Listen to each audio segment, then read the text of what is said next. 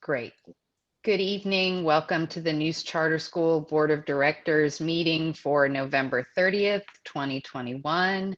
I will call the roll to establish a quorum. Nicole. Here. Michelle. Michelle, I think you were muted. Oh, sorry. Here. Okay, thanks. Rodney. Here. Jason. I don't see Jason yet. Jennifer. Here. Robbie. Here. Benji. Here. And Paul. I don't see Paul yet, but we have established a quorum. So having established a quorum, I hereby call the Neuse Charter School Board of Directors meeting to order at 6:01 p.m. on November 30th, 2021. I will now read the ethics statement. Conflict of interest reminder per NCGS 138A-15E. Board members are reminded that it is our duty to avoid conflicts of interest and the appearance of conflicts of interest as we handle the work of this board. Does any member of the board know of any conflict of interest or any appearance of conflict with respect to any matters coming before us at this meeting? If so, please state them for the record. If during the course of the meeting you become aware of an actual or apparent conflict of interest, please bring the matter to the attention of the chair. It will then be your duty to abstain from participating in discussion on the matter and from voting on the matter. Okay. All right, we will move on to the reading and approval of the minutes. We can read these aloud or silently, or if everyone has read them, I will entertain a motion to approve the minutes. Move to approve minutes. Okay, thank you. Is there a second? Second. Great. Are there any corrections to the minutes? Hearing none, I will go ahead and call the roll to vote on the motion to approve the minutes. Nicole. Aye. Michelle. Aye. Rodney. Rodney, I think you were muted. Aye. Thank you. Jason. Aye. Jennifer. Aye. Robbie. Aye. Benji. Aye. Paul. Aye. Okay, motion carries. The minutes have been approved. My understanding from Brad Williams is that we did not have anyone sign up for public comment. The form was posted for a week, so I think people had an opportunity, but no one chose to sign up. So we will move on from public comment and go straight to guest discourse. Dr. Carpenter, your micro training, welcome. Good evening, everybody. Thank you, Board President. Let me get my screen share functional for you here. As usual, I've pasted a link to the handout in your window there. Let's see, there we go. There we go. Thought I'd just give you talk a little bit with Board President Jane about this, and I thought I would just give you a little quick rundown of some Roberts basics. Now, contextually, I want to make it clear before I run through this with you. I am not one of those people that you will sometimes meet in life that's like, well, you know, according to Robert's rules, page 672, second paragraph followed by the semicolon, it's a definite article there. I'm not one of those guys, but I do, and in fairness, a lot of Robert's rules is a bit arcane. Society, when this was first written in its first edition in the 1880s, society looked different, culture looked different than it does today. But all that said, there's a lot of benefit to having a working knowledge of what I call the basic 20% of Robert's rules, which is really what you end up using most of the time. So what I did together in this handout here is I threw together 5 types of motions that are what I would call the most common motions that you're going to run into. And I'm not going to read this to you because A, you don't have time for that, and B, I don't like being read to. But just to run kind of quickly through these, a main motion, this is any time a board member is proposing a course of action, right? I move that we do this, or I move that this thing happen. And of course, as you all know, a main motion has to be moved and seconded, and that's done by the chair. The bullet points under 1.B there on my screen that I've highlighted here, those are some points about the discussion, right? So normally the person who introduces the motion is the first to speak to it, and generally a person who introduces a motion is thought to back the motion, although that's not necessarily true of the person who seconds it. The person who seconds it is merely assenting that the board needs to take action on it. Doesn't mean they agree with the motion. If you want to get super technical, which most charter schools don't need to, but if you're ever in a situation where you had to, a member is really only supposed to speak a second time on the same motion after everybody else has first had the opportunity to speak first, which if you think about it is fair and polite and cordial. No board member should ever interrupt another person who has the floor, and even signaling the chair like we sometimes do. In fact, I think on Zoom, you're almost forced to do it by using the little hand up thing or whatever.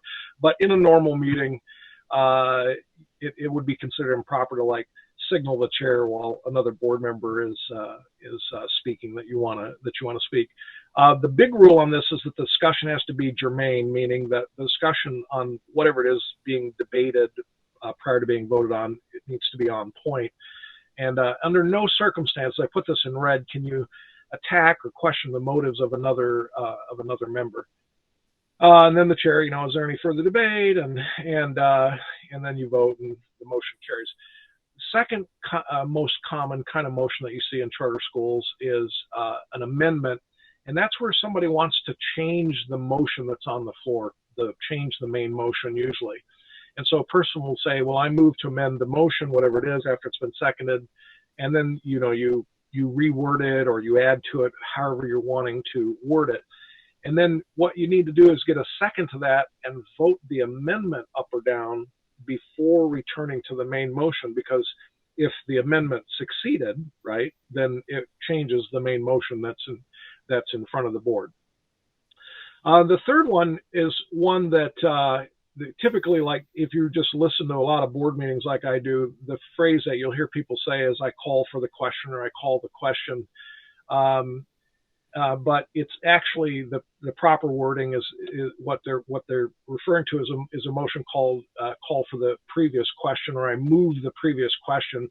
It confuses people because previous makes it sound like something before the thing we're talking about now, but it's actually talking about the motion that's on the table. And basically, this is a motion that you sometimes need to use to kind of end debate, so you got a motion, you got a second, you've been deliberating, blah, blah, blah, blah, blah, right? It goes on and on and on and on.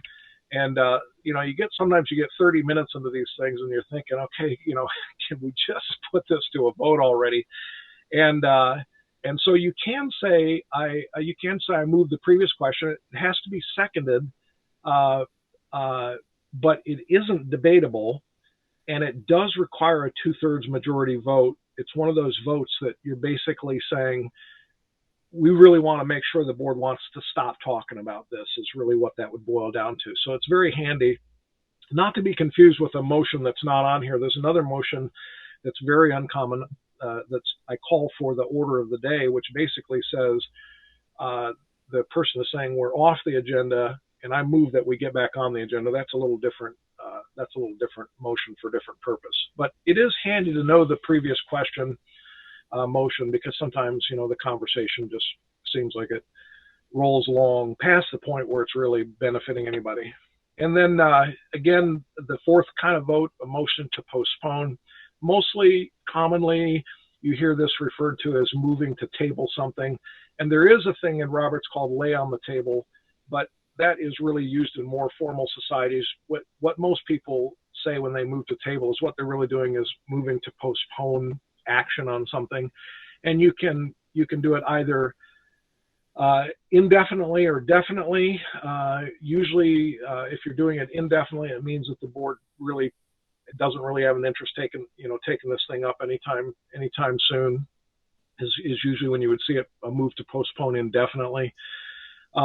What's more typical is you'll see that I move to postpone this until we've talked to so and so, talk to our attorney or till the committee has time to review the thing or whatever, right?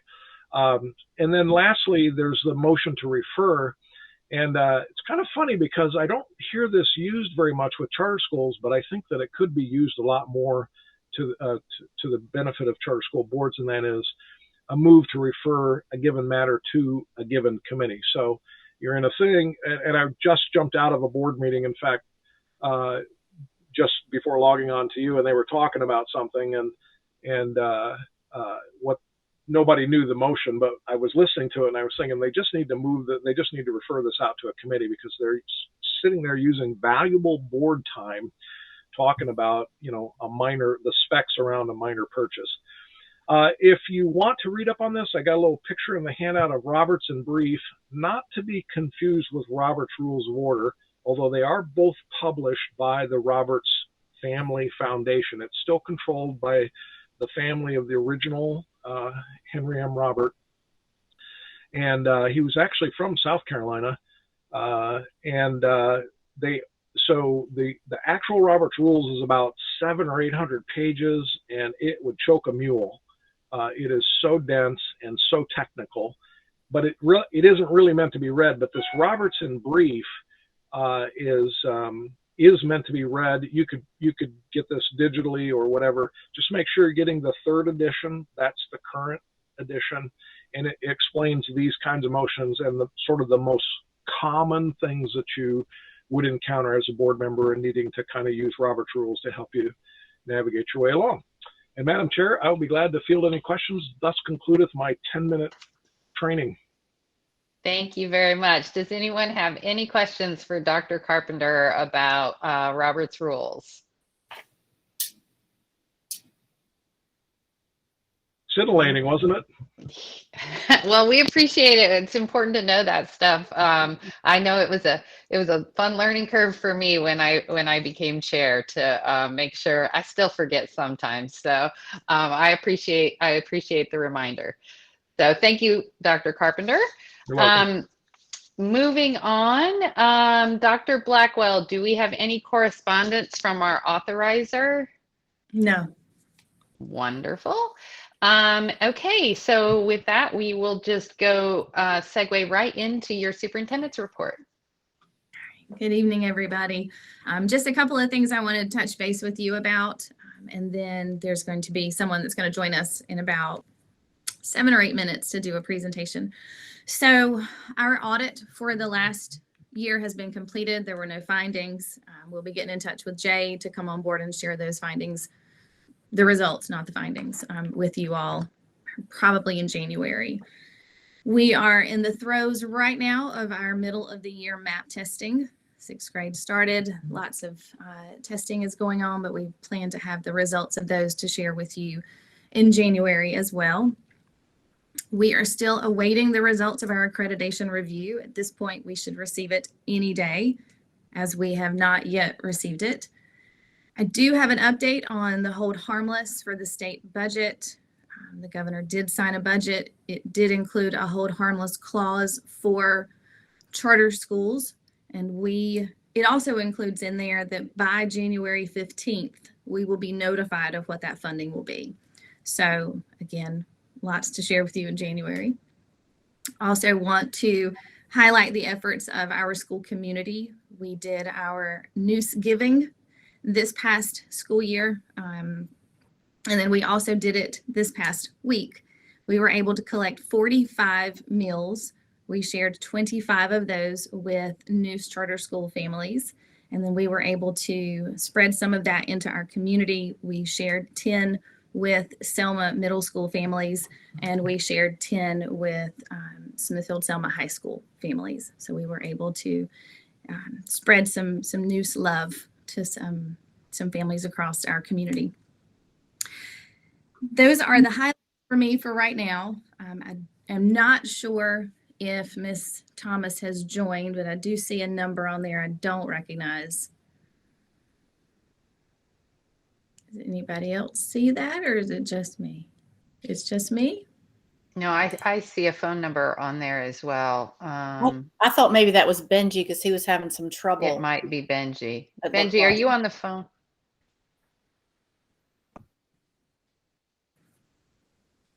Well, I'm guessing if Ann were here, she might be. We might be able to see her. Yeah, I think. But I don't know who that phone number is. I think it might be Benji. I don't see him. She should be joining really any minute. And she's with CapDev, so she's going to Yeah. share our Dev report. And lots of great things are going to be coming from her and setting the stage for us. That phone number left. Sorry. So I don't know. I don't know what's going on. So she's supposed to be doing a presentation regarding the findings that CapDev and just do you want to just do sort of a brief reminder that of sort of how long they've been actively working with school leadership for 3 months? Is that right? Yes, I actually started talking with her when I first came on board in June of 2020, and we were able to get their services started in August.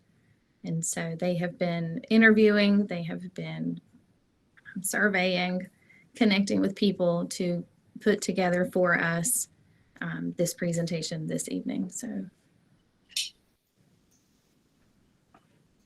And then once she's finished, Amanda Heifel is going to share with you some information about a program called Bloomerang. I think I'm saying that correct, which goes hand in hand with the resource development work that we're doing.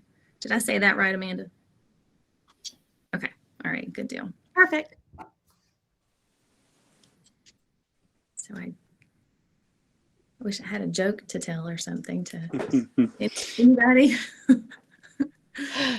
It's really hard to predict how long things will take. So I think you asked her to join at 6:20 because that was our best guess. And of course we sped through the beginning. So Jason, sorry, were you going to say something? No, I was just going to say maybe let Amanda go ahead. But if it's 6:20, then we'll, I guess, wait. Just while we're waiting, Dr. Blackwell, just a clarification. The hold harmless clause is for discrepancies in our ADM. Is that correct? That's right. Okay. All right. Just making sure I had my minutes. You know, Amanda, if you want to go ahead and go, that I think would be just fine. Excellent. I was going to say at the recommendation of CapDev, but you don't know this yet because they've not spoken, but they're going to recommend, and they've recommended to us that we should purchase a all-inclusive donor database.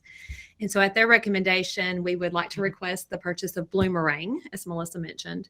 As this is a new contract for NOOS, it requires board approval. This database is a forward-thinking addition to our philanthropic plan. It's going to allow us to track donations, donor interactions, identify new donors, and be good stewards of our donations and those choosing to give to NOOS Charter. Setting up this database now as we begin to build our philanthropic program is going to allow us to have accurate records in a usable system for years to come. The cost is $1,544 per year. Approximately 900 of that will be charged this fiscal year, and the remaining 643 will be charged to next fiscal year. There's an additional setup charge of $800 if the board approves this by November 30th, which is tonight, the setup charge is waived. It's a promotion that they've got going right now. So if you got any questions, I'll be happy to attempt to answer them. But we do thank you for consideration of this contract. And just to note, this did get through finance and it has been put in front of finance prior to this evening. Amanda, can you tell us a little bit about what the program offers as far as what additionally it will provide that we could not do on our own as a maintaining our own database? Is there what's additional that they're providing? Sure. We likely could set up a simple plan of tracking donors, but this is going to allow us to track multiple touch points with donors where Emily Harris, I think she's met with most of you all. She is taking charge on the philanthropic plan for the school. And so when she says, hey, Michelle, I've got a donor I think that would be good for you to touch base with. Once you have that conversation, you can link in and put notes. Other people can put notes. If Dr. Blackwell has a conversation, can put notes, all while keeping the system protected, if you will, so that that plan can be built and all of the donor touch points are tracked. It also has a system integration that lets us know a ballpark of previous giving from donors, kind of where to start. Do you start with a $20 ask or a $10,000 ask based on previous giving? And those records are public knowledge, and this database already has it all set up for us. It comes with customer service included. So if Emily has any issues with the system, it's already there and provided. They have been outstanding to work with so far. They've already done 2 user calls with us to walk us through how the system works. They've not had a rate increase in the entire existence. So it can also grow as we grow. And that's what we were looking for, that once we have something established, as we grow the program, this system can go with us. Hey, Amanda, is that fee based on a number of donor count to it? Yes, it is. Okay, so what's that count? I believe that this one was up to 100. I'm sorry, I was wrong. I have Miss Harris in the room with me to make sure I don't speak out of turn. Up to 1,000 donors. 1,000, okay. And then the next group, there was a jump to 5,000, but they explained we don't have to make that jump. If we get to 1,005, it's just little tiny jumps all the way up as we need it. Okay. And does it generate acknowledgement? Does it have acknowledgement capability of for taxable gifts that it automatically generates letter templates that we can put in there? Absolutely. Okay. Since just so I'm asking some specific questions because that's my wheelhouse a little bit. This is my test. Yeah. This is, you were passing with flying colors. But I do want to interject though. Emily is not all about automatic thank you notes. She wants to handwrite a whole bunch of these. So just letting all of you know, handwritten notes are coming your way. And that's awesome. When she starts getting some carpal tunnel, then she'll start going to some automated ones. But I will say from personal experience that rate is, you will not find anything cheaper than that and the reason that we can't do a manual database is because none of that, an access database or a spreadsheet database that we would try to keep up with would not be able to keep up with any of this kind of detail of information. And I think it's important for us to know when all of us are gone and Emily's moved on to raising money for Yale or something, then whoever follows her will have a good roadmap to follow. That's the key. We did price out a couple of other companies. CapDev gave us, they didn't tell us go with Bloomerang. They gave us a list of companies we could research. And you're exactly right. This was the best price for what we could get. Mm-hmm. And we wanted an all-inclusive package that we wouldn't have to 5 years from now go back and say, oh, we needed these things. We should have bought that program to start with. Who were the other people you got quotes from? Oh, mercy, I'm going to fail the test. There it went down the road. Oh, she said we couldn't afford the Mount Olive one. No, I don't know. Yeah, we do have the Cadillac on that one, so I didn't. I can send you that later. I can let you know what they are. Yeah. I was just trying, so people who were watching or other board members had some comparative numbers to look at. They were not anywhere near this price. Okay, there you go. That's good enough right there, right? Right.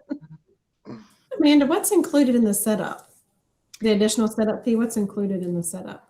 Where they're going to set up our initial potential donors, working with Emily to help get all of our parent base and board base and community, alumni, past givers, all already set up in a program that we can start and have a platform to jump off of. I would rather not have to pay to have that service. I would like them to hand that to us. I'll go ahead and make a motion to approve the Bloomerang database software Second. contract. Sorry. Wonderful. We have a motion on the table to approve the contract for Bloomerang and excuse me, and a second. Is there any discussion? Jane, this is Michelle. Ask a question. Yeah. Do we need to have the Cap Dev presentation first before? I didn't know if we were going to be taking any action on that before. Okay. Yeah, I think they're separate. I don't Okay. believe we're going to be taking any action on Cap Dev. Is that correct? Okay. Okay, perfect. That's correct. Okay, thank you for the question. Okay, any other questions or discussion on the motion that is on the table? Hearing none, I will call the roll for a vote. Nicole, Aye. Michelle, Aye. Rodney, Aye. Jason, Aye. Jennifer, Aye. Robbie, Aye. Benji. Benji's still here. I know he's on and off. Okay. Paul. Aye. Okay, motion carries. Amanda, have fun. Go let them know so we can get that $800 waived. Email them right now. Thank you. All right. Thank you for letting us know, and thank you for your presentation. Thank you. All right. So without further ado, I am excited to welcome Ann Thomas to our meeting this evening. I'm going to go ahead and share my screen so that I can share the presentation with you. And Ann, I'll drive. You just tell me where to turn. Oh, I think you're muted.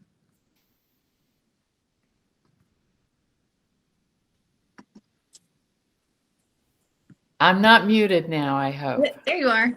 Oh, good. Thank you so much. And thanks for having me join with you all this evening. I appreciate it so much. You can go to the next slide. My team and I had a wonderful time working with you all over the past few months, and it was a pleasure. There were several of us in the background kind of working on this as well, and just wanted you to know that it's been a pleasure for me to get to know some of you and to get to know the great staff team at News. Next slide, please. So what we did is we did a development assessment. And so what this involves is looking at really 4 areas that are outlined here, kind of things that are principal and core to philanthropy and enhancing what you already have been doing. We looked at kind of how you're structured, who's involved, that kind of thing. We always like to look at sort of what's the culture of giving and how are donors engaged, what's in place sort of in the back shop with infrastructure, policies, and so forth, staff involved, et cetera. And then how is fundraising promoted? How is it marketed? And what's the case for support and so forth? So we looked at these 4 areas. Next slide, please. We looked at a lot of documents. Your team put together a folder for us to kind of peruse and look through. We did we looked at your website many and several times. We did some donor analysis, kind of looking at sort of giving trends and so forth. And then also looked at your 990 and other documents that are available online. This is a little messy, but I interviewed 6 of you, 3 staff and 3 board members. We also did what we call an e-survey to a select group of 24. There were 6 questions and about 13 responded, which was great. And then we produced a report that you all may have seen already. I haven't checked in with Melissa of late to find out if you've read it or seen it, but it's 32 pages of recommendations and appendices. And so what I'll go over very quickly this evening is just kind of highlights from that. Next slide, please. The findings section is really sort of what's going on now and how does that bear on our recommendations moving forward. And so you all have had, you know, some up and down years, as you well know, and now things are stable. COVID, however, has had an impact, obviously, on student enrollment and on lots of things. But all in all, we feel like there are strong components in place. In years past, philanthropic funds have been distributed by Dr. Blackwell and her predecessors. There are no fundraising policies or procedures, and there's no donor database. Thank you very much for voting on that. So donations have not been tracked, and an essential part of sort of this business is tracking that information. And then there are indeed a few fundraising marketing materials, but COVID-19 has kind of changed how you all do fundraising. You know, it's been pretty event centered, and so now we're going to suggest some changes to hopefully make it stronger for you. Next slide, please. So recommendations kind of around governance and financial matters. We feel like there's an opportunity for you all and through Emily's leadership to engage with maybe past board members, past parents, and so forth, and get them involved in helping raise money. That can be done informally. It does not have to be through a formal committee structure, but again, bringing people who care on board to help and assist. We want you all as board members to get sort of deeper involved in this process as well, and have made some suggestions in the full report for what that might look like. And again, it's not about asking people for money. It's about sort of helping the process, thanking people for gifts, maybe hosting something once we're done with this next phase of COVID and so forth. Maybe consider future candidates who have experience in fundraising and philanthropy. You have Jason, who's brand new, who knows a whole lot about it. And I just say, continue that trend, keep bringing on people who understand this business. And just a little bit more orientation to board service around what are we doing in philanthropy? What do we hope you'll do as a board member, and what we hope you'll do in sort of helping with your time and talents around board service as well. There's, as you well know, there's a question about whether or not there's a separate foundation is needed. And we explored this a little bit and really think that you all need to sort of discuss this and discern this.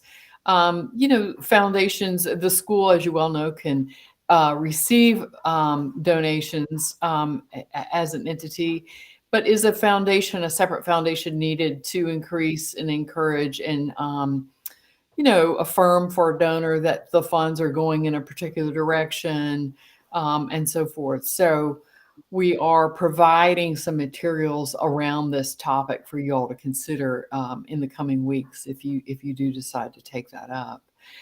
And then as board members come on board and as you go through this process, we encourage some continuing education about what's going on, what are best practices and things like that.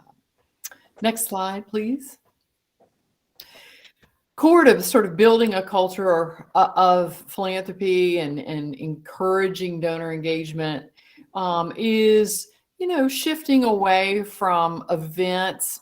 And we've learned a lot about how events don't work, particularly during a global pandemic. But events and sales tend to be more transactional than relational, and we want to just basically enhance relationship-based philanthropy through direct giving. And I think too, just being aware that coordination of fundraising activities is paramount. At one point, I think I heard there were, over 7 initiatives possibly going at one time, candy bar sales, whatever is going on at once. And all we want to say is coordinate it, because the people on the receiving end occasionally get tired of hearing about one more thing to buy or do.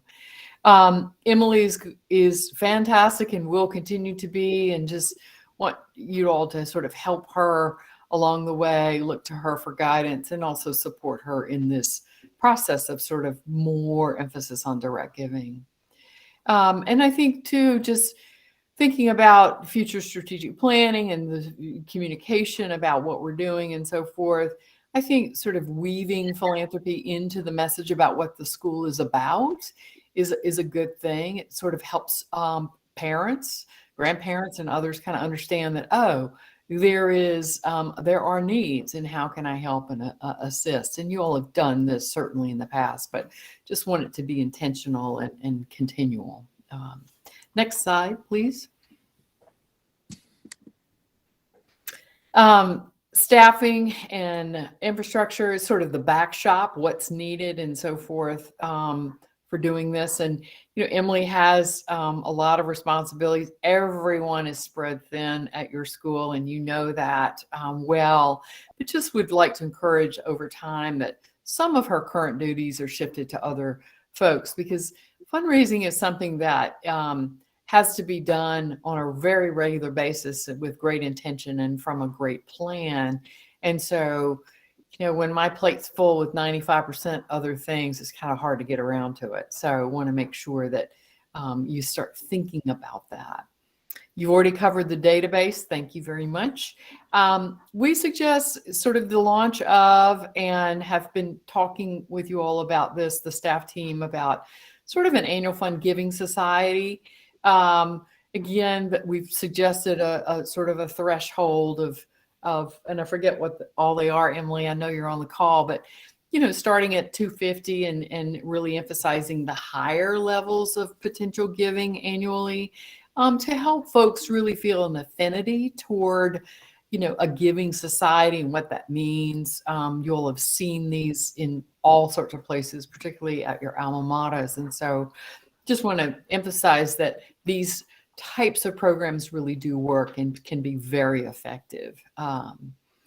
You'll need some gift processing and gift acceptance policies. And again, we'll be providing all of that. If we haven't already, I think we've done some for Emily and the team to kind of recraft and share with you in the coming months.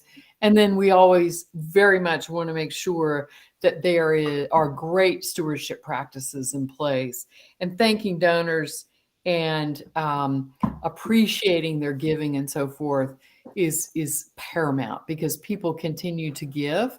64% of Americans who give money give to the same organizations year after year. And it's because we're kind of habitual people. We like to do what we like to do. And it would be wonderful for NOOS to be a part of this program as well. And point of clarification, the Annual Giving Society level starts at $1,000. So all gifts are appreciated, all gifts are welcomed, but we want to kind of emphasize, $1,000 as being sort of the signature piece and part of this launch. So next slide, please. We've created with you all, and the team is continually refining it, but a draft case for support for this giving society. It's just something that needs to be refreshed every year. In addition to that, there'll need to be some collateral materials that are provided as well, like how do I make a gift, or why do I need to make a gift, or all parents asked or expected to give, things that come up and crop up during this process. And we just want to make sure that it's a seamless communication plan, and just making sure that everybody's involved, everybody understands it, and everyone gets into the habit of giving to the school year in and year out. Next slide, please. In the report, there are several appendices that we've included. And as I mentioned, we're creating a Google folder for the staff team, which will have many more templates and documents and samples to share as they go forward and thinking about how to undertake all of this. In the report as well, we've provided a timeline, kind of what happens when you're creating a more direct giving annual gift program, what happens month by month by month. And so we've created kind of a pretty tailored template for Emily and the team to follow and get started. And we're really recommending that you all dive into the Giving Society and attempt to raise $50,000 this year through that motive for giving. We think it's achievable, and if Emily has a little time allotted for this, I think she can successfully do this with your assistance. Next slide. So what is your role as a board member? There are lots of ways to be involved, and everyone says, oh, no, not me. I'm not asking for money. And we're actually not asking you to ask for money. We're asking you to kind of be a part and be supportive of the process, maybe help Emily identify prospective donors. Maybe there's a company in town that might want to sponsor, or a past parent that you're aware of and so forth who might be excited to receive an invitation to give and so forth. Be an advocate for the Giving Society and all of the pieces and parts of the philanthropy program. Write thank you notes to donors. Make your own gift. And it is important that the board in its own way participates in affirmative ways. If we're going to apply for foundation grants, that kind of thing, they do expect that a board of directors of a school is all on board. So your own giving is important, and we hope that you will make that happen and be a part of this as well. Next slide.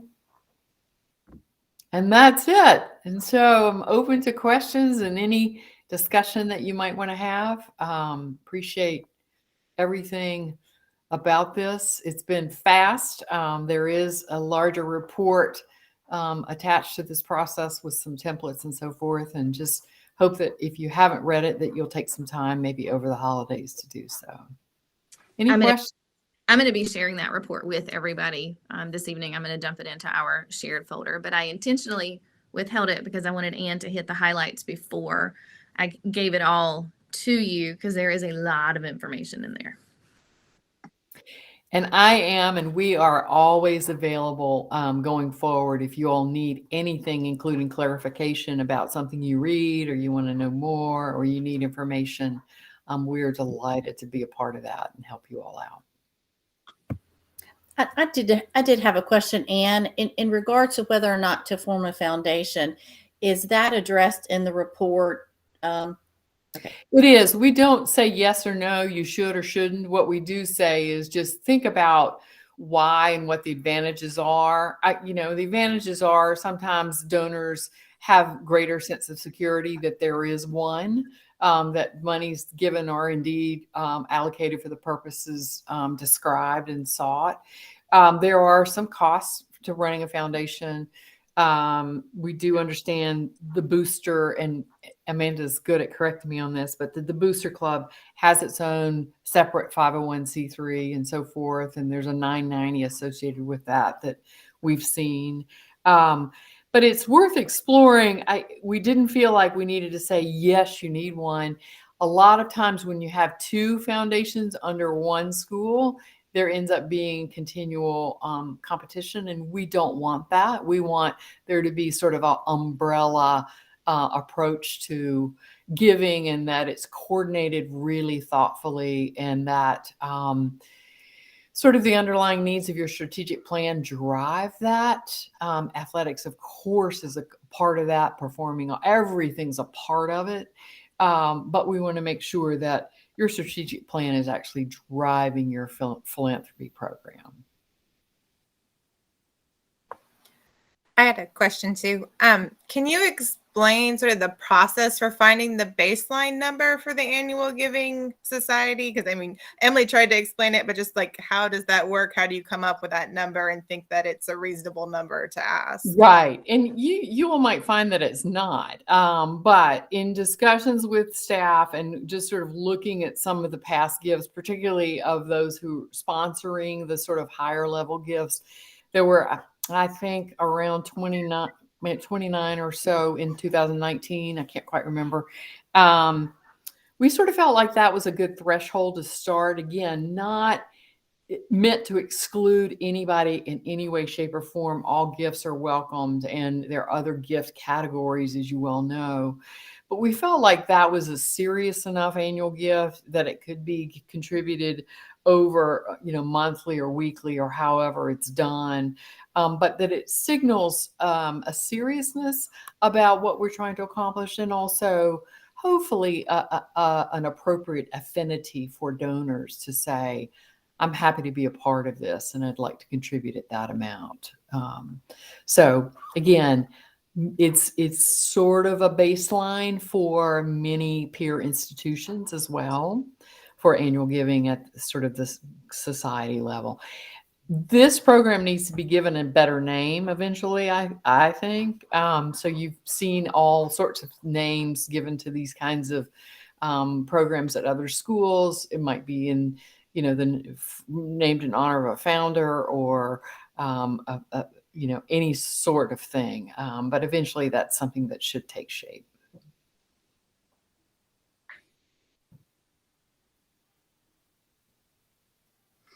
And I did hear you say that so again, being the dork in the room that does this, the gift acceptance policy is something that you guys are crafting to put together for us. Right. We have, Jason, a pretty, what I'll say, the kitchen sink of policies that we're going to put forward to you all. And we encourage you to really sort of tease out pieces and parts that might not apply and make it your own. For sure. Yeah, I think that's your starting point that allows everybody to feel safe on what you do and don't take. Right. Believe it or not, there are some gifts, and particularly gifts in kind, that we've seen in the past, and I'm sure Jason has, that end up being kind of boondoggles that end up being a problem. And it's it might be a piece of property with environmental contamination, or I think I had a watch a sapphire diamond watch that sat in my desk drawer for 5 years when I worked for an organization because we couldn't figure out how to sell it. This was before eBay. So anyway. Well, we had some artwork is another one that was given that was, that's why I ask about gift acceptance policies all the time now, because of that one experience, Ann. Right. I hear you.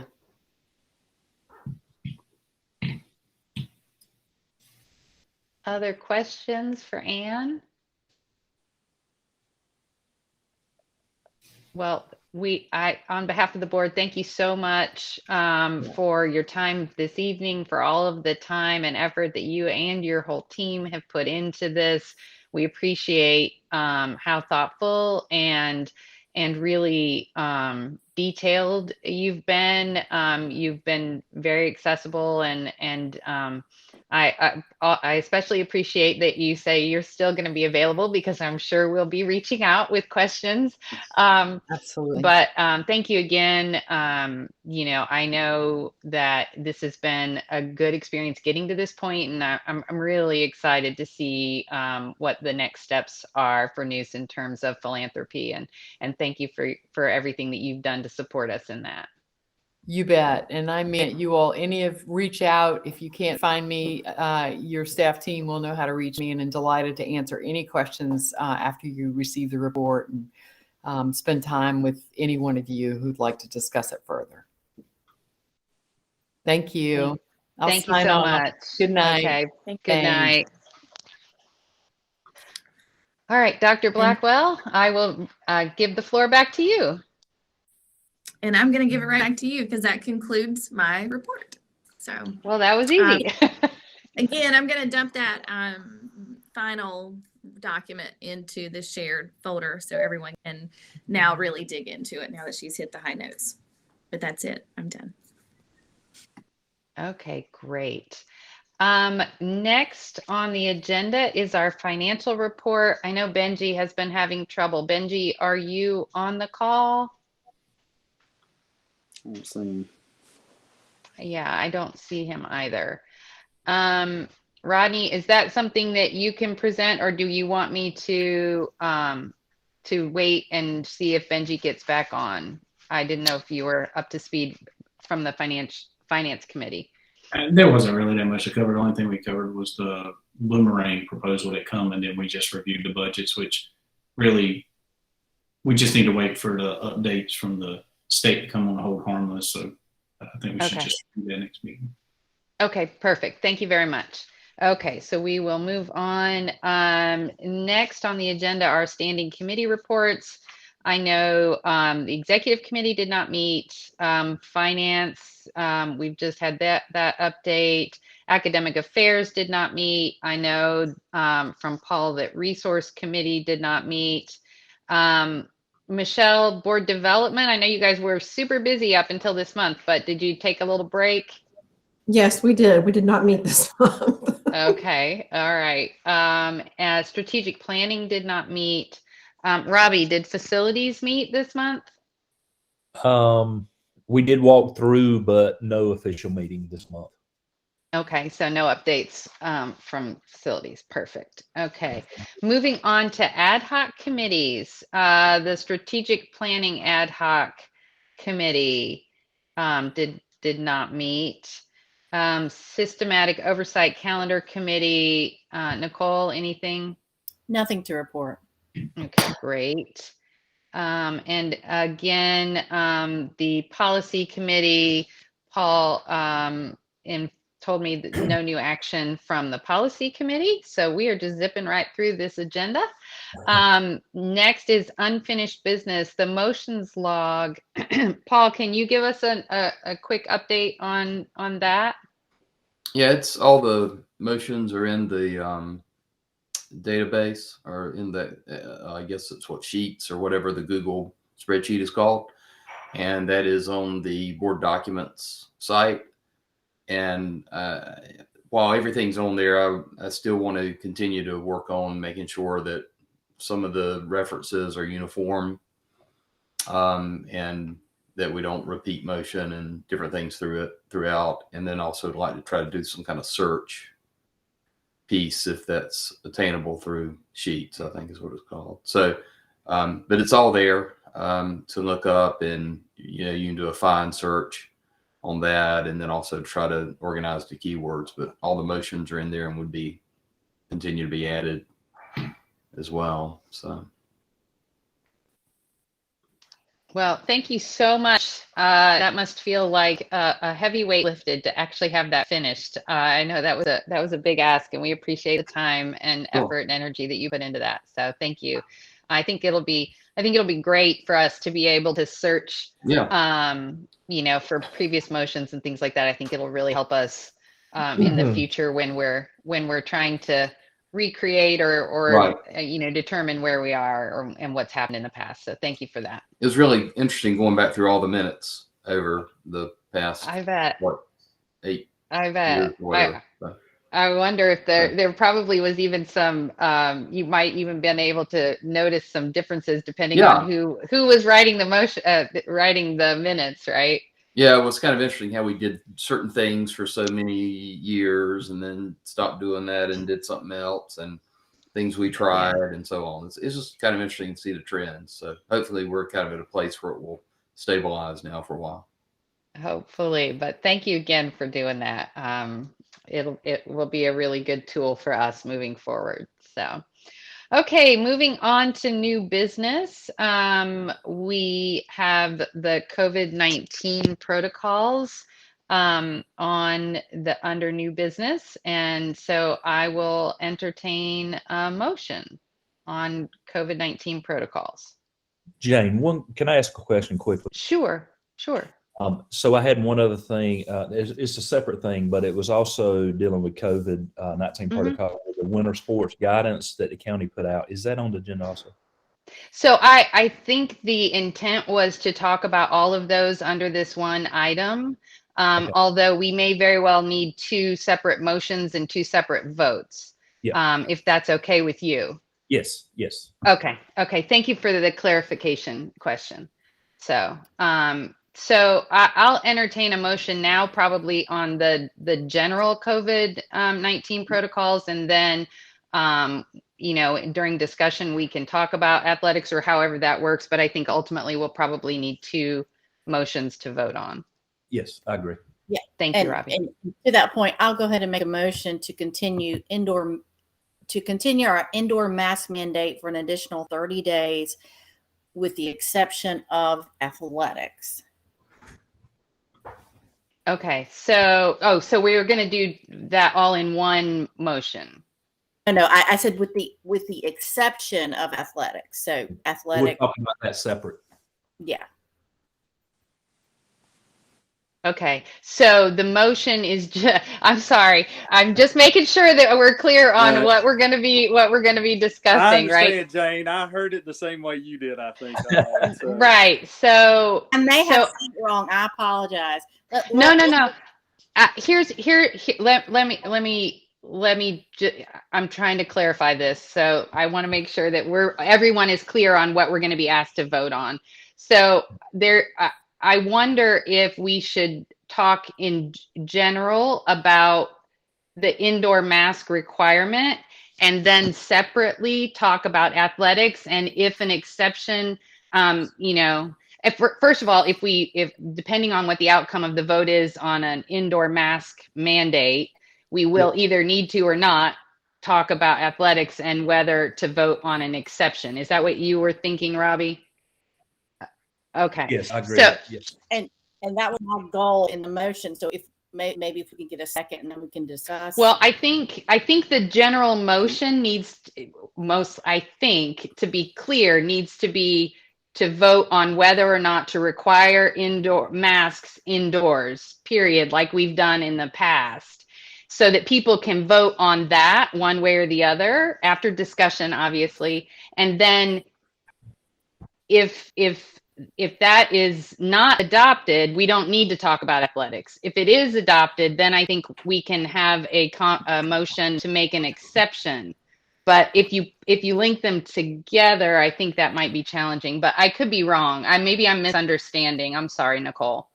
That's it. Well, So what? let me just restate my motion and motion to continue indoor mask mandate for an additional 30 days, excluding athletics.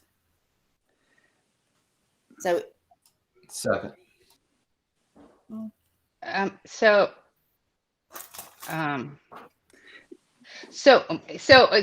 Here's my concern about linking those two. And I could be wrong on this, but I think that there are some people who those two things may not be correlative in terms of how they would vote. In other words, some people might want to vote yes on one and no on the other. But I mean, we can try this motion. A motion's been made, it's been seconded, so we can have discussion, and then we can vote, and then we can see. So, Jane, this is yeah. Michelle. Yeah. I move to amend the motion. And I move to amend the motion to require masks indoors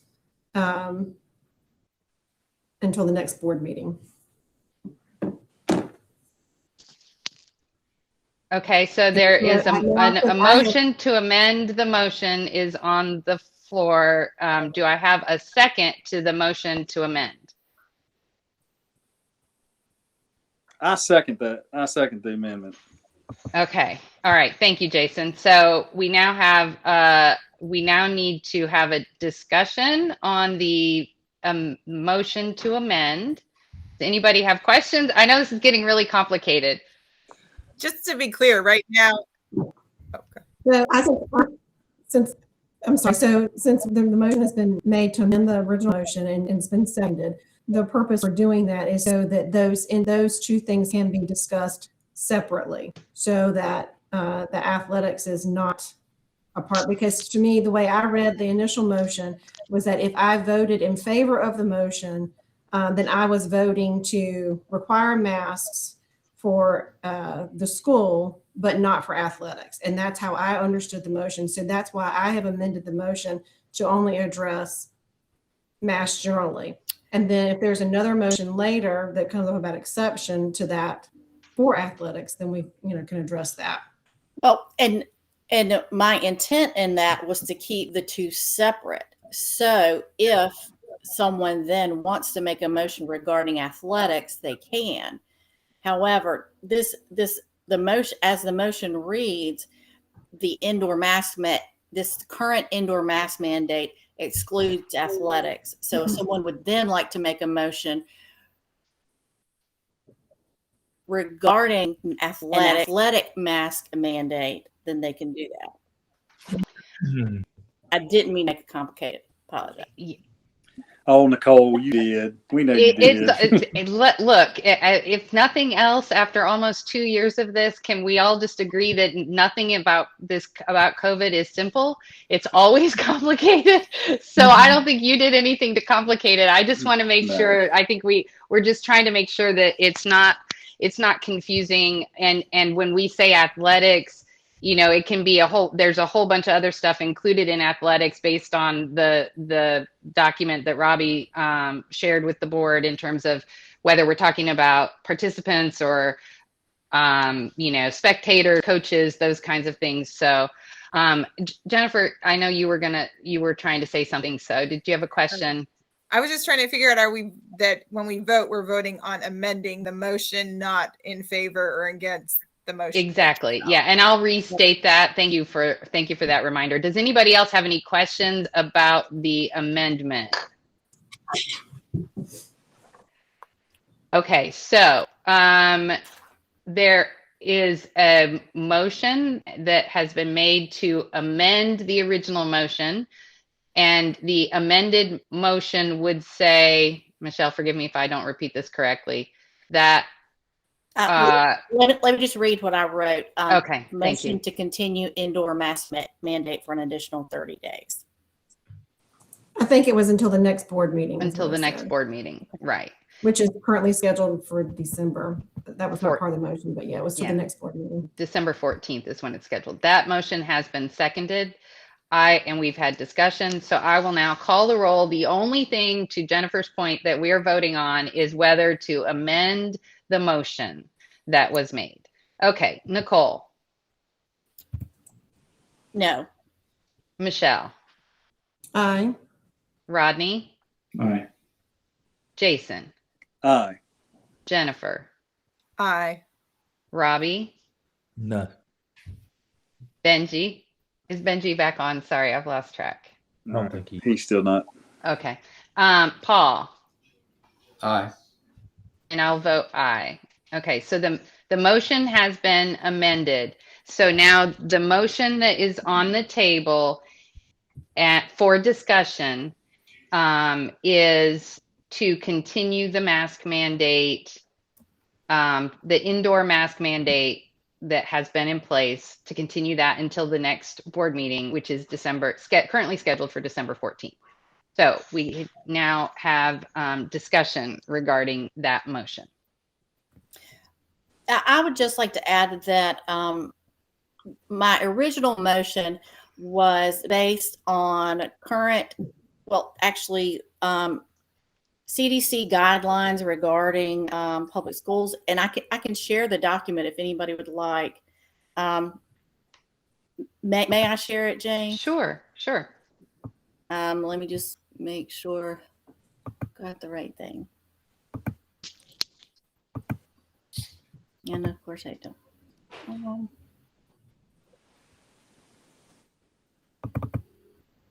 Okay, I think I'm going to share it correctly.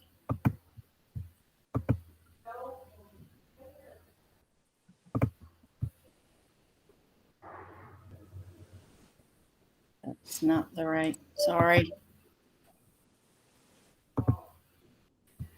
It's okay. Take your time.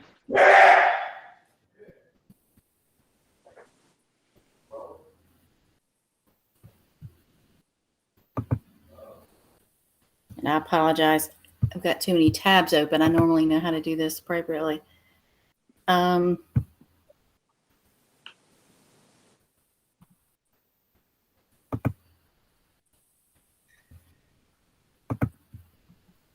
just going to try to go ahead and share my entire screen. That's not going to work either. Well, all right. Can you see the COVID-19 guidance? It's coming up. There it is. There it is. Yep. Okay. This was updated as of November 5th, 2021. And the CDC recommends masking indoors K through 12. So that was the basis of the motion. I also shared an article, a peer review article with the board from a, it was a trends in neuroscience education that actually, I found the article so interesting because it actually talked about the detriments to a mask mandate, which a lot of folks have brought up, but ultimately decided that the advantages would outweigh the detriments to a mask mandate. I'll stop presenting.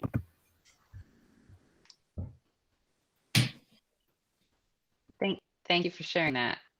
Other comments, discussion?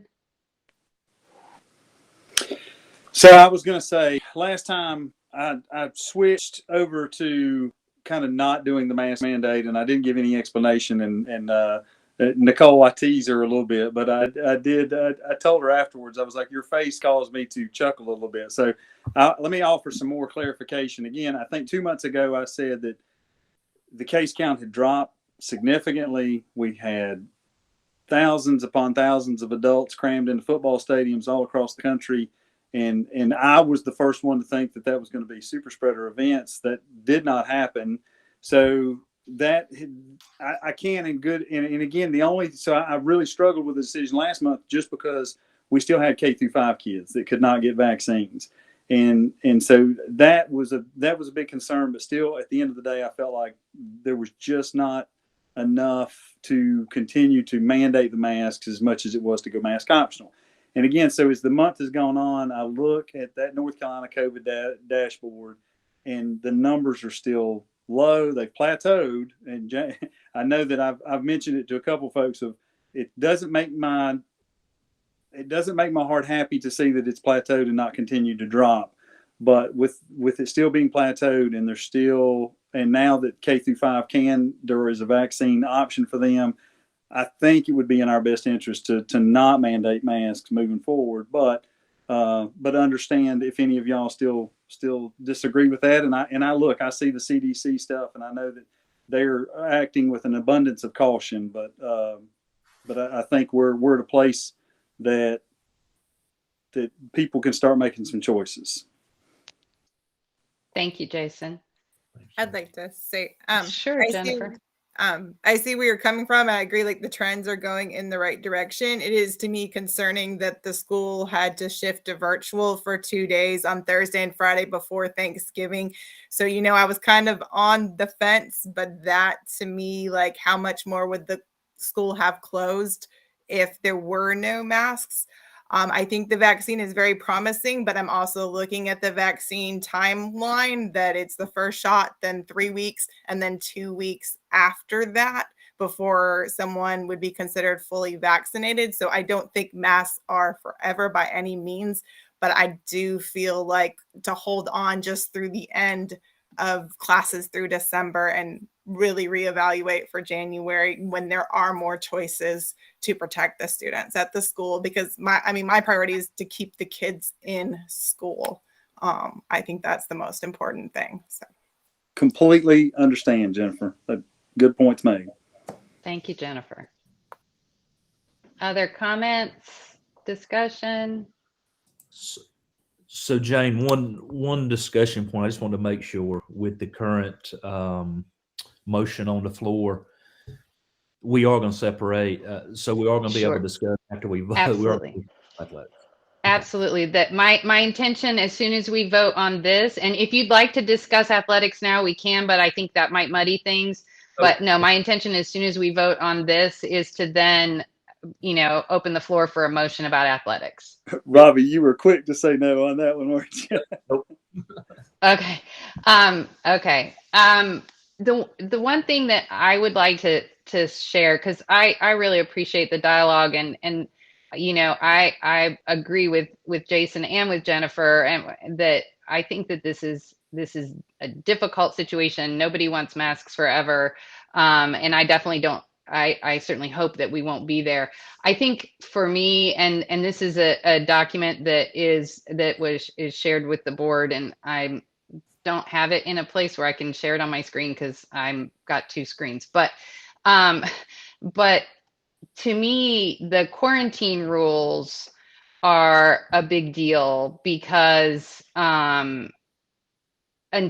our K-5 students have the option to be fully vaccinated, they would be subject to quarantine without masks if masks were optional. And so I've been looking at numbers comparing Johnston County Public Schools, which does have a mask requirement, comparing them to Union County Public Schools that has masks optional, and I think there's about 3,000 student difference in terms of the size of the school, but they're pretty the district rather, they're pretty comparable. And Jane, do you want me to share my screen so you can that would see be it? great. Sorry, I didn't think about that when I was setting up. So and this is in the board packet, but and I apologize that the numbers don't align directly, and that's because Johnston County Public Schools pretty much has COVID data updated daily, and Union County appears to be about a week or so behind. So I have the most recent data from today that was on both of these dashboards. But Michelle, can you maybe make it just a little bigger for my old eyes? I'm gonna look on my screen, but I tried to highlight the quarantine numbers, and basically to me, the biggest difference is that Johnston County Public Schools on the 22nd of November before Thanksgiving had 287 kids quarantined and 84 positive. And today, I think because everybody was away for a while and everything, those numbers have gone down, which is great. 187 quarantined and 42 positive. But if we look at Union County, and these are the last two dates, so the day that I pulled on November 22nd, when I pulled the Johnston County data, the data that was available for Union County was from the week of November 15th to November 19th. So, but they had 2,200 students excluded and 134 positive cases. And today's data from this time period is, 1,656 kids excluded and 81 positive. So to me, the requirements that we have to follow by the state for quarantining are a big reason why, in my opinion, even though I wish that we could do away with the masks, why I think keeping the masks, at least until we get to the point where our K-5 students have had the opportunity to be fully vaccinated, because the exception for, just to be clear, if masks were optional and a student tested positive, anyone who was fully vaccinated would not have to quarantine based on the quarantine rules that we have to follow. They're not our school rules. These are rules that all schools have to follow in North Carolina. But any unvaccinated students would have to quarantine.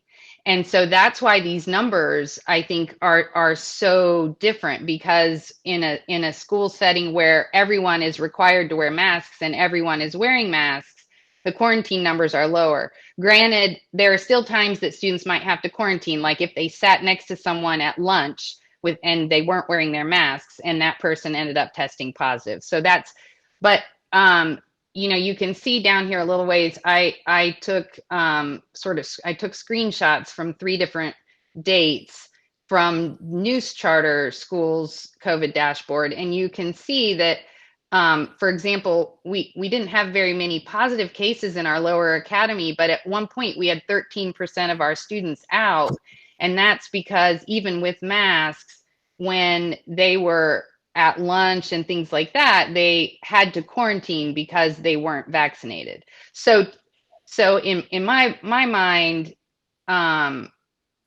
I would like to wait until January when we can see when our K-5 population have had an opportunity to be fully vaccinated, and then hopefully, even if we go mask optional, our quarantine numbers won't be astronomical, because vaccinated people don't have to quarantine. So I hope that made sense the way that I explained it.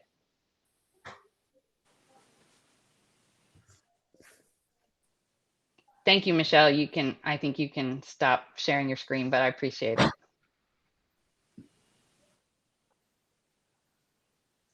Okay, other thoughts, comments for discussion? Yeah, I just would like to note, I think it all comes down to the whole quarantine issue. But I do believe that as we get into next year, we are getting to a point where once our K through 5 students can get vaccinated and it take effect, kind of going to be where it kind of is what it is, because it's going to continue to change and come back around, and either it's going to, kill a bunch of people off, or it's going to not, and we're going to get through it because it's just going to keep on. So I'm all for doing that until we have the opportunity for folks to want to be vaccinated, can get vaccinated. But beyond that, then I think all the choices are there and the opportunity is equal. So I'm with you here as far as one more month. Thank you, Paul. Appreciate it. Other thoughts, comments before we call for a vote?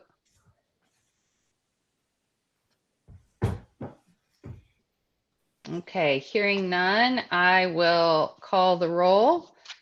And just as a reminder, the motion that is on the table, sorry, my watch is talking to me. I don't know how I did that. Okay, just as a reminder, the motion that is on the table is to continue the indoor mask requirement until the next board meeting on December 14th. And I'm going to call the roll to vote on that motion. Nicole? Aye. Michelle? Aye. Rodney? Abstain. Jason? No. Jennifer? Aye. Robbie? No. Benji? Is Benji back? I didn't see him, but I want to make sure. Okay. Paul? Aye. And I will vote aye. That's 5 for, 2 opposed, and 1 abstain. So that motion carries. I will now thank you for voting. Thank you for the discussion. I appreciate it. I now want to entertain a motion regarding COVID-19 protocols in athletics. Okay, so I would like to make a motion that new charter follow the COVID guidance for winter sports adopted by the Johnston County Schools as of November the 1st this year, 2021. Okay, thank you, Robbie. Is there a second? Robbie, I'm so sorry. Can you say that again? You want me to send it to you? No, just say it one more time on its own.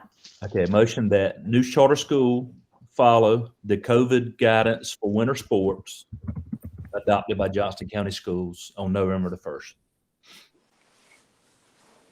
And just for clarification for everyone, that is also in the board packet. Not that that needs to be in the motion, but if you have questions about what that is, I'm sure that's what the discussion will be. But is there a second? Second. Thank you, Jennifer. Okay, so we got here. All right, so discussion on this COVID guidance for winter sports.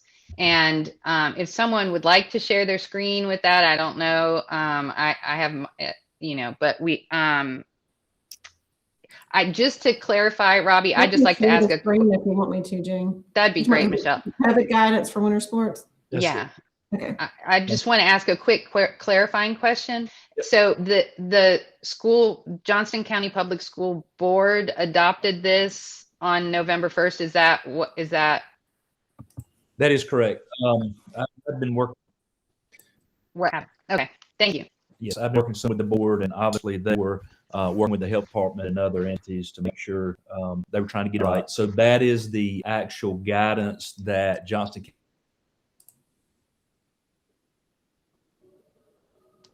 Uh-oh, you froze up on us for a second. Robbie, are you there?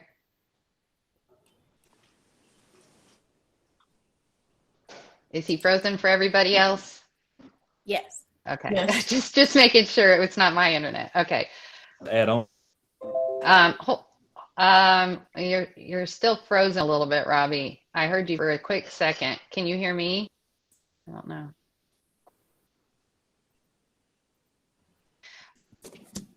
I'll send him oh, there he is. Robbie. Okay, there you are. Now we can see you. You were frozen for most of that. I'm so sorry, Robbie. I'm sure it was wonderfully eloquent and would have explained absolutely everything. So if you could repeat most of what you said, that'd be great. Yeah, sorry about that. I may go out again. I'm not sure what happened. I'm just saying, so this is the guidance that the county worked with local health officials to outline involving school and athletics. And it goes through all athletics. It actually goes through, if you'll look at it, the quarantining situation, if there was a situation like that, and illness return to play form, it does all of that. And I spoke to actually Gail Brown and sent me something, said she was, understood what went on with that. But this deals with swimming, wrestling, any indoor activity, cheerleading, basketball. We've been trying to work on that for the last couple months and finally got some clarification on this. Thank you so much. Would it be helpful? Sorry, I want to make sure that everyone is sort of clear on what this is saying. And so basically is the gist, do you want to just sort of go over just sort of the highlights of it? Yeah. So pretty much what it is you're still required to wear masks indoors. Okay. It doesn't change that. The fans, the coaches, the people on the benches, and I'll use basketball for an example. It's the same way with wrestling and everything else. Even cheering while they're in the stands, they're still wearing masks. When they're doing strenuous activities, which is out there exerting themselves on the floor, that's where the difference is. It doesn't require them unless they want to. They still have the choice. But it does not require them whenever they're actually doing strenuous activities to wear the mask.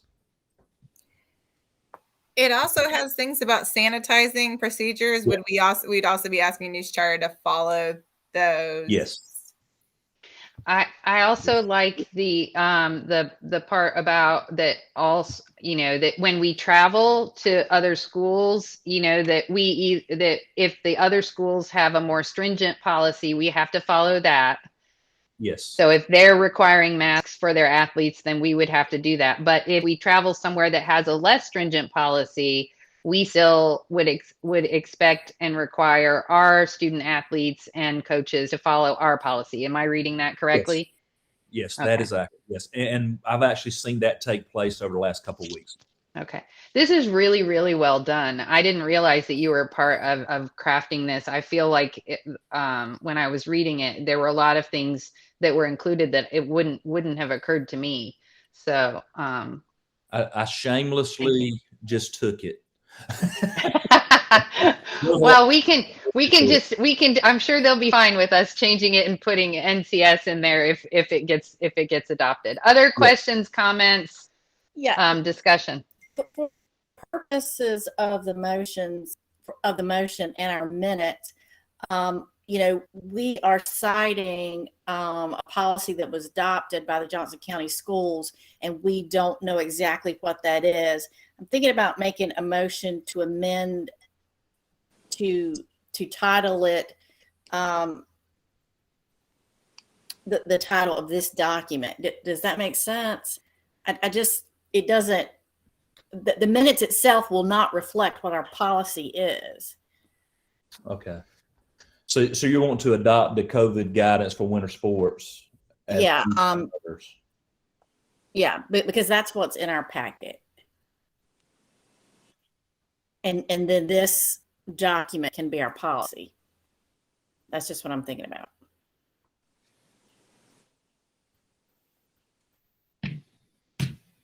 And leave the Johnson County side off is what you're saying. Yeah, unless we want to attach the minutes to their meeting. Yeah, I wouldn't do that. Okay, well, then I'd like to, Michelle, can you scroll up? I'd like to make a motion to amend the motion on the floor to follow the COVID guidance for winter sports as presented. Mhm. That's To it. the board on this date. Yeah. Yes. Yeah. I'll second. Mhm. Okay. Okay, wonderful. Okay, any discussion? We now have another amendment. I'm so glad that Dr. Carpenter explained all of these motions to us at the beginning. Who knew we would use it so quickly? We now have another motion to amend on the table.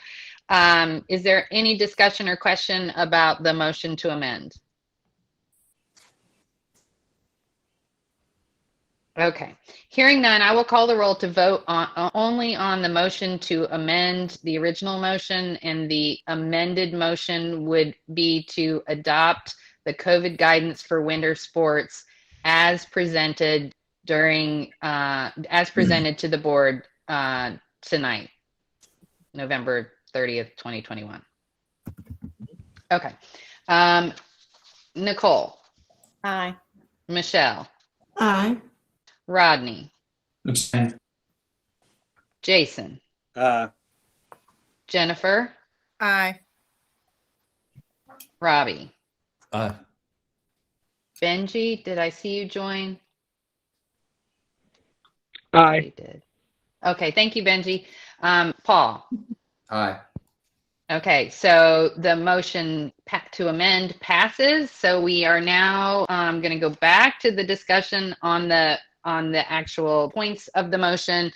But now it is clarified that what we're discussing is whether to adopt the COVID guidance for winter sports as presented in this document. Obviously, we would change it so that it says News Charter School instead of Johnson County Public Schools. But other questions, thoughts, comments? I have a question, Jane and Robbie. I think you can probably answer this since you worked on it. But what was kind of the background for the policy as far as how were the guidelines developed and what was used to develop those guidelines and kind of the basis for developing the guidelines? Yeah, it was, so they were looking at it last year, and what it started out with was, and this was done by the athletic director over all of Johnson County schools. He kind of had someone put this together with the health department. But what people were doing, Michelle, last year, they were getting basically waivers. They were getting waivers to play without the mask at some of the facilities. And then as time went on, they said, no, you can't have waivers unless you had pre-existing, which was supposed to be the case initially, right? So they stopped that. So then as like Wayne County adopted a policy where that you didn't have to wear masks, or it was a choice. I'll say it was a choice. So it was other counties. So they started taking a deeper dive into it. And you had some, they took some of the board members. I know Lynn Andrews was one of those. That was a previous PE teacher and all, and she was talking about strenuous activities and how effective and that type of thing. So they just worked with the health department and all to kind of correlate this document's what it did. Thank you. I'd like to make, so if we're through with this, I'd like to I'd like to make a motion that we form an ad hoc committee that Jason leads for, future material preparations for COVID discussions, because I don't feel like we're being optimal in how we're approaching it. I mean, we kind of come to a meeting, we present information, not everybody's seen it timely, and it's just, that's why I've abstained from voting tonight, because I don't feel like I've had a chance to thoroughly preview both sides of the information presented. Man, what did I do to you, Rodney? I like it, man. Contrary to popular belief. But seriously, we should have done it from the beginning. We should have formed an ad hoc committee. People should have gone out, had dialogue, done the research, brought balanced data, presented it, and emotioned it. I'm sorry, can we just, I appreciate that. Can we hold off on that motion while we have the other motion on the table and finish discussion on the first motion? And then Rodney, I'll give you the floor to make that motion, just so that we don't get things confused. Yeah, okay, thank you. Okay, so let's, the motion on the table is regarding the COVID guidance for winter sports. Other discussion, comments, questions on that particular topic? Hey, guy, I'm gonna make one quick comment. So I coached for a number of years. Actually, still coaching a little basketball on the side now, just as a stress relief. And I do find, like, I love y'all. I do, and this is so hard for me that we just passed another, like, the mandate to wear masks in schools. But kids running around and sweating and all over each other during physical exertion, they're not going to have masks on. It seems very counterproductive. And then we're going to away schools. And again, I know that I'm not making any motion or amendment. It's more comments for the minutes on saying that it seems a little backwards to me that we would still mandate the mask, but then we're letting kids run around with no mask playing sports. It just seems a little contradictory, maybe is the best word to use. So Jason, I think I might be able to address that a little bit. The quarantine requirements are different. So, the exception that we discussed with the mask mandate in general for the school, the exception where if everyone is wearing a mask and you don't have quarantine, it specifically excludes athletics. Mm-hmm. Oh, I get that it excludes it. I'm just saying it doesn't make any sense. Is all I'm saying. So it puts us in a tough spot. And I get where they're. Again, I understood what Jane said about the situation the governor's put us in with how Dr. Blackwell has to deal with contact tracing, and it's a nightmare, but that's where I get a little fuzzy. Like, again, I'm science background and I get a little fuzzy on the science on some of that stuff. So that, again, more just, I understand that it's the quarantine guidelines are for one and not the other, but I'm just trying to kind of state that it didn't make any sense. Well, I absolutely hear what you're saying. The other thing for me is that if we require masks for our athletes and they go to a school that does not require masks for their athletes when participating, and someone on the team that is not wearing a mask tests positive, even though our players had on masks, the entire team would still have to quarantine based on the rules. So Again, from my perspective, this has become about keeping kids in school, and preventing having hundreds of kids or however many kids out based on rules that we have no control over. So, if the quarantine rules were different, I might have voted very differently 5 minutes ago. Because I think, like Jennifer said, and I think like all of us believe, I think our number one goal is keeping kids in school. And so since we have no control over these quarantine rules. And I agree with you. I mean, I think the fact that, you know, the idea of letting kids run around sweating and without masks on and requiring them, I get why that sounds contradictory.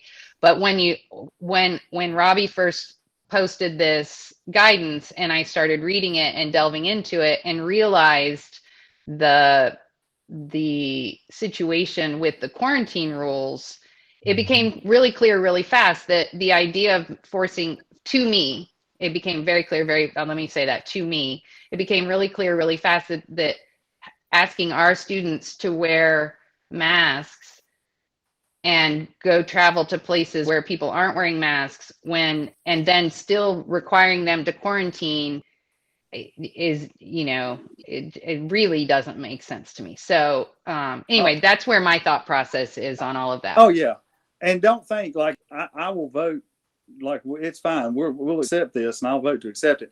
Part of me also just kind of wants maybe some of the folks, some of our parents and our families that see this to understand this is not, it's been taken out of our hands on some of this based on the quarantine rules from state guidance. So that's partly why I kind of wanted to share some of those concerns tonight, is that it doesn't make sense, but that it doesn't matter if it makes sense. We've got to do that to try to keep kids in school sometimes.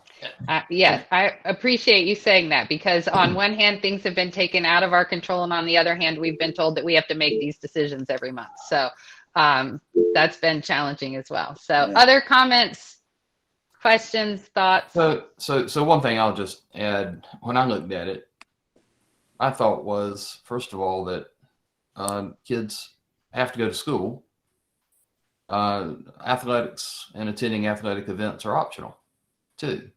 And this gets back into the way I was talking about some bit ago, that when we get to the point that K through 5 can be vaccinated, that's their freedom of choice. They can be vaccinated, and then it's going to be up to everybody to do what they want to do, and the consequences are just what they are. So, so that, because, you know, Jason, I thought about somebody, I was looking at one part of that where they were talking about wrestling, and I thought it was the silliest thing in the whole world. First of all, I don't know how people can wrestle that close up, and then, you know, talk about trying to have mask or no mask. So, yeah,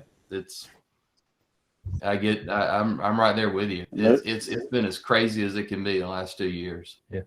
I think football is the same thing, Paul. Whenever you look at it, that's what I told you. Oh yeah, right in the face, blocking and shouting and whatever at each other. Right? Yeah, yeah. But I think the only thing that works is e-gaming, you know. So. So we also need to look at the age, because most of our they're high school sports or they're middle school. So I guess middle school is still kind of that gray area. Are they old enough to get vaccinated or not? But I think that's another plus with this guidance, is that these students have had the option to be vaccinated if that's what they choose is best for them. So again, they have the choice to participate, like you said, Paul, and they have the choice to get vaccinated. So there are more options out there. So Jason, I totally understand what you're saying. It does seem crazy, but at least, you know, we're talking mostly about people that had the option to get vaccinated. Yes, and that is the other thing. It varies wildly from the K through 5, because we're not playing sports at K through 5. This is the age group where, well, 6 through 8 still couldn't have until recently, but yeah, 9 through 12 and the varsity stuff and the JV is again, it is what it is. I'm just trying to get it out there for the masses to understand that we've been painted into this box where we got to vote on these. Thank you.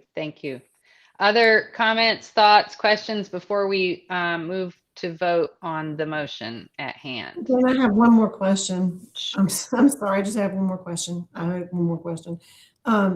Do we have any idea, and I don't know who can answer this question that's here tonight, but any idea how this would impact our athletics as they currently are, as far as what's going on with our athletics right now as far as COVID goes? You mean the rules, or you mean how many people have? I'm sorry, just to clarify your question. I guess, do we have any type of situations right now where we've had to quarantine an entire team, or And I don't know the answers to these questions. That's what I'm asking. Just trying to figure out what's going on at our school.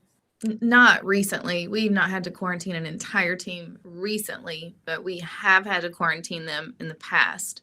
We did have a couple of incidents last school year where we had to quarantine. That also was prior to the mask mandate changing the quarantine rules. So that worked in our favor. If our students are wearing their masks and are exposed, they don't have to quarantine. That's reduced a lot of that for us. Okay. Did we not have a large COVID positive in quarantine situation after the volleyball tournament? We did, but it didn't involve the entire team. But that is something that prompted an increase in our numbers for sure. But I don't attribute that to the athletes not wearing masks or the masks being optional for the athletes. I attribute that more to spectators. That's right. Than I do to the athletes. Yeah, I agree. Other comments, questions? Excuse me, before we move forward with voting? Can someone, I'll be glad when we don't have to make these decisions anymore. They're very tough decisions. Yes, true. Okay, hearing no other comments, no other questions, I will call the roll to vote on adopting the COVID guidance for winter sports as presented to the board during tonight's meeting. Nicole? No. Michelle? Aye. Rodney? Abstain. Jason? Aye. Jennifer? Aye. Robbie? Aye. Benji? Aye. Paul? Aye. And I will vote aye. The ayes have it. The motion carries. I think the only thing we need to do then is make sure that this has NCS instead of JCPS in the document. But thank you. Okay. Jane, I'm sorry. Who's, just so we can have it in the minutes, who's going to do that and make sure that we have the proper document with our name in it? I can do it. Okay. Thank you, Dr. Blackwell. Appreciate it. Okay, moving on to Rodney's motion. Rodney, you have the floor. I will entertain a motion if you choose to make one. Yeah, I'd just like to make a motion. We form an ad hoc committee for future board meeting code recommendations, and I recommend Jason chair it. He can pick the makeup he needs to pick. And I say that because it's taken almost an hour to discuss and vote on this. When we come to the meeting. I'm sorry, you broke up a little for me, but did I hear you? Did I hear the motion to form an ad hoc committee on COVID protocols? I'm sorry, I didn't hear exactly what you said. Yeah, the motion is to form an ad hoc committee to bring COVID recommendations to the board meeting for a vote each month. Okay. Okay. Is there a second?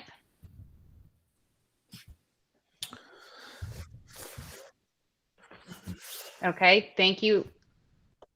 Second. Benji? All right, so discussion about the forming an ad hoc committee to bring COVID recommendations to the board.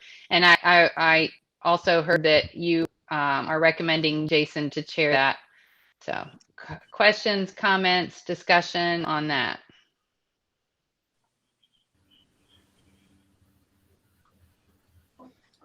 I think we all do our own research differently. So I'm a little bit concerned about having a committee that brings recommendations, because to me, they're kind of doing the work of this board with that. But I do think that there is an issue with submitting stuff so close to the deadline, and maybe what we really need to consider more is making sure everything is there at least 2 days before the meeting. I mean, I'm scrolling through things on my phone sometimes trying to catch up in between. So I'm not sure that we need a committee, but I do think some maybe better guidelines of this is the deadline to submit things for review so that everybody has enough time to look it over. Thank you, Jennifer. Other comments, thoughts? Jane, I think, I know personally for me, I do my own research before the meetings. And I know that I'm pretty sure that all the board members do their own research before the meetings, to come and be, so that they are prepared to address these issues. I'm always, willing to look at other material and enjoy looking at other material. I appreciate some of the information that has been provided tonight. I did get a chance to go through it, and I thought it was helpful, informative, seeing different sides of the issue, and would welcome to see other individuals research or information they have found if they choose to share it. Again, I think that I'm not sure that a committee would be necessary, but I do agree that it should be done prior to the day before the board meeting. I know sometimes that's difficult, but I think we all need to really try to do that. Thank you, Michelle. Other comments, thoughts, discussion? Well, I think my concern is that we'd wind up probably having a committee that discussed it for an hour and then the board discussing it for an hour. So, I just hope that we're to the point, what I've said twice before. So, maybe we're towards the end of this phase too. So. Okay, thank you, Paul. Other comments from other board members?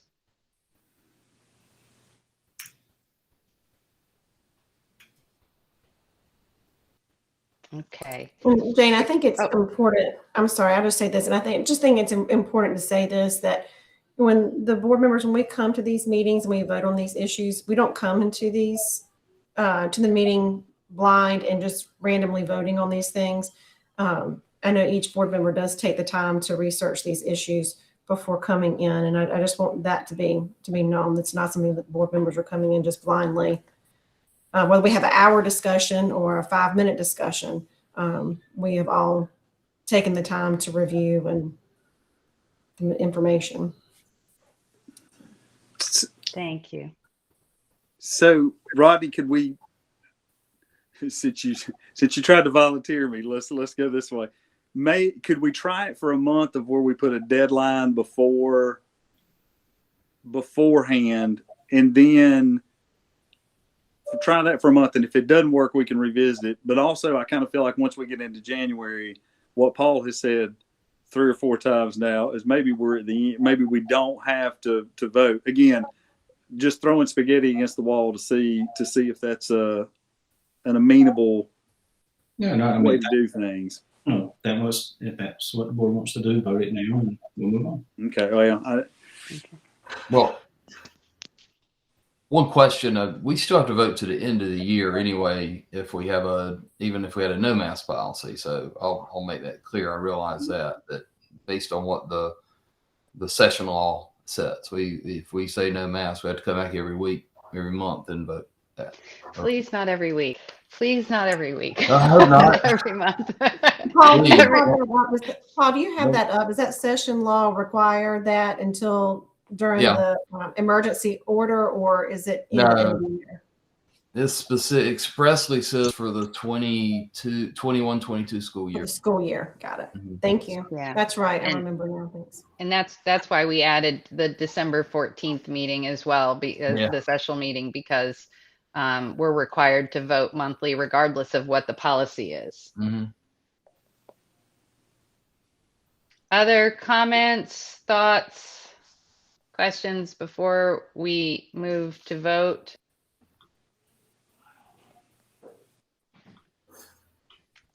Okay, hearing none, I will call the roll to vote on the motion to create an ad hoc committee to make COVID recommendations to the board. Nicole, No. Michelle, No. Rodney, Aye. Jason, What am I supposed to say? He volunteered me abstain from this, or am I? Depends on if you want to whatever do it, you man. want. I say give it another month. No. Okay. Jennifer, No. Robbie,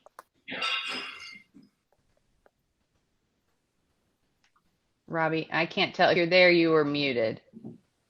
Just shaking my head, wasn't it? No. Sorry, I can't see you. Okay, thank you. You didn't happen to be on my screen at the time. Benji, No. Paul, I'll vote aye so it's not a total 0. So aye. okay. All right, thank you. And I will vote no.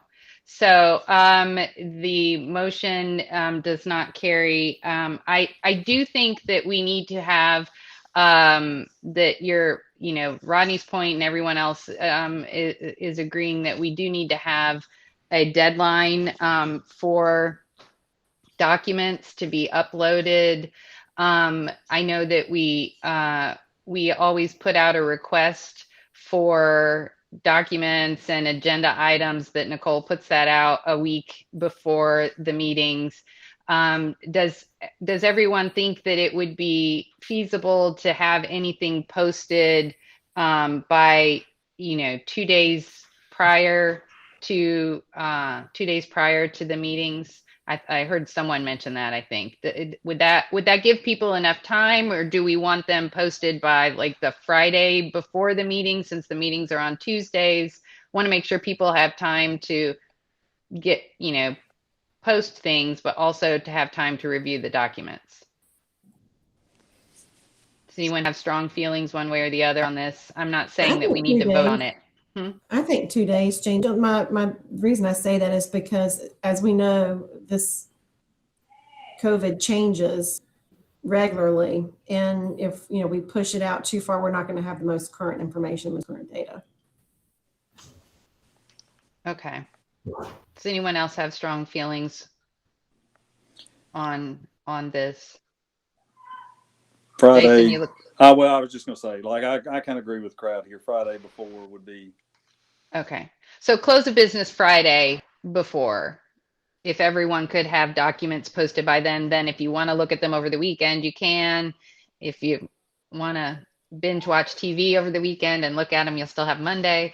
Okay. So Friday close of business. And Nicole, when you send out the reminder, this next meeting is going to happen quickly. So when we send out the reminder, if you wouldn't mind reminding everyone to please have the documents posted by close of business on Friday, that would be great. Okay. That concludes the COVID-19 protocols portion of the agenda. We don't have any ongoing board development or self-assessment. We do have a closed session, and so I will entertain a motion to move into closed session for personnel discussion per NCGS 143-318.11A6. Do I have a motion? So moved. Second. Thank you. Okay. Any discussion? All right. Hearing none, I will call the roll to vote to go into closed session. Nicole. Aye. Michelle. Aye. Rodney. Aye. Jason. Aye. Jennifer. Aye. Robbie. Aye. Benji. Aye. Paul. Aye. Thank you. Okay, so a motion carries. We will now be going into closed session, and we will come back to this feed after closed session. Board members, I will see you in closed session. Okay, sorry about that. I said it looks like we have a quorum, so I will go ahead and entertain a motion to approve the recommendations made, personnel recommendations made by Dr. Blackwell in closed session. I'd like to make a motion to approve the superintendent's personnel recommendations. Thank you, Paul. Is there a second? Thank you, Robbie. I will go ahead and call the roll to vote on the motion to approve Dr. Blackwell's personnel recommendations. Nicole. Aye. Michelle. Aye. Rodney. Aye. Jason's not here. Jennifer. Aye. Robbie. Aye. Benji. Aye. Paul. Aye. And I will vote aye as well. The ayes have it. Personnel recommendations are approved. I will now, at 9:03, say that we have completed every item on this agenda. And as such, I hereby state that this meeting is adjourned at 9:03 on November 30th, 2021. Thank you guys very, very much. Thank you. Good meeting. Thank you. Bye. Bye.